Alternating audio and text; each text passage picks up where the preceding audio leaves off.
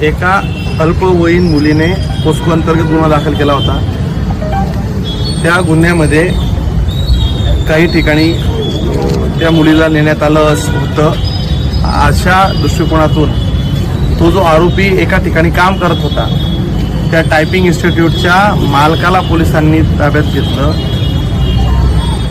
आणि त्याला हा कर्मचारी तुझ्याकडे काम करतो आहे, ती मुलगी इथं टायपिंग क्लासेससाठी पण आलेली आहे, म्हणून ज्या जागेत गुन्हा घडला त्या जागेचे मालक म्हणजे त्या टायपिंग संचालकाची आई 70-75 वर्षाची महिला, तिच्यावर तुझ्या भावावर आणि तुमच्या सगळ्या परिवारावर गुन्हे दाखल होतील असा दम दावून भीती निर्माण केली।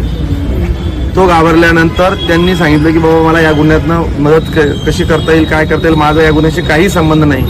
तो पोलिसांना विनंती करत असताना देखील पोलिसांनी त्याच्याकडनं पैशांची मागणी केली, 3 लाख रुपयाची मागणी केली आणि 3 लाख रुपयाच्या मागणीनंतर त्याने पहिले 50,000 रुपये दिल्यानंतर म्हटले की 10 वाजेच्या आत जर 3 लाख रुपये तडजोडी यांनी जे काही ठरेल तेवढे पैसे जर आणले नाही तर तुझ्यावर आम्ही रात्रीच्या रात्री गुन्हा दाखल करू।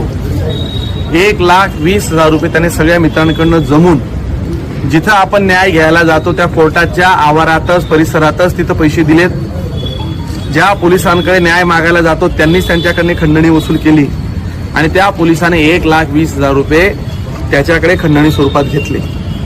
ही घटना तिरंगा यात्रेच्या निमित्ताने सगळे जमले असताना मला माझ्या काही जवळच्या सहकाऱ्यांनी ही घटना सांगितली की असा प्रकार घडला।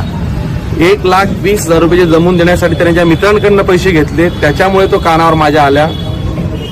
मी या प्रकरणाची सर्व वस्तुस्थिती तपासून घेतली। नंतर असं लक्षात आलं की पोलिसांनी यामध्ये त्याला खंडणी वसूल करून त्याला त्रास दिलेला आहे। मी स्वतः पोलीस स्टेशनला त्यांना घेऊन आलो, 4 तासापासून पोलीस स्टेशनला बसलो आणि आता त्या पोलिसांवर गुन्हा दाखल करायला सांगितलं, फिर्यादही दिली।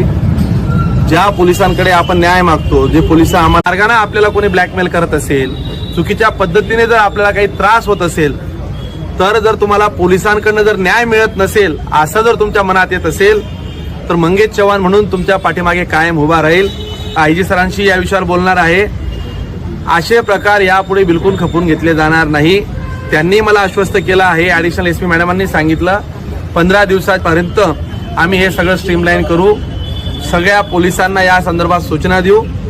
मी त्यांच्याकडनं अपेक्षाही व्यक्त करतो की हे पोलीस प्रशासनातला भाग सुटेल, परंतु प्रश्न असा निर्माण झाला आहे की 1,20,000 रुपयापर्यंतची लाच एक पोलीस कॉन्स्टेबल मागतोय। यामध्ये अजून काही मोठे अधिकारी आहेत का हे देखील मी त्यांना तपासायला सांगितलं।